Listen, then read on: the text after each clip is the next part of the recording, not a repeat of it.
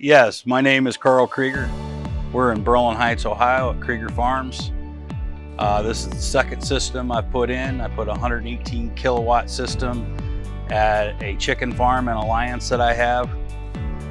This is a 58 kilowatt system that's going to be here at the home farm in Berlin Heights. I looked at energy prices as being the unknown factor of what it's going to cost me to dry grain, what it's going to cost me to ventilate my chicken farms. And I had no control really on that cost structure of my business plan. I looked at solar as being an upfront cost, but it also gave you a known cost going forward that you could budget. Installation processes were seamless. There was no hiccups either at the chicken barn or here that disrupted our day-to-day activity. They did quality work.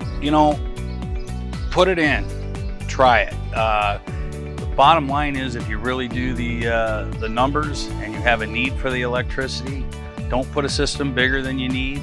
Put a system just slightly smaller than what you use, so you know that you're not overproducing, and it'll pencil. The one in Alliance has been in, it'll be a year next month, and we are running a credit at this point on it, so it has pretty much eliminated the electric bill. This one here is just being turned on, so I really don't know how this one is going to perform, but I'm assuming like the other one. I am going to tell you that Paradise does what they say they're going to do.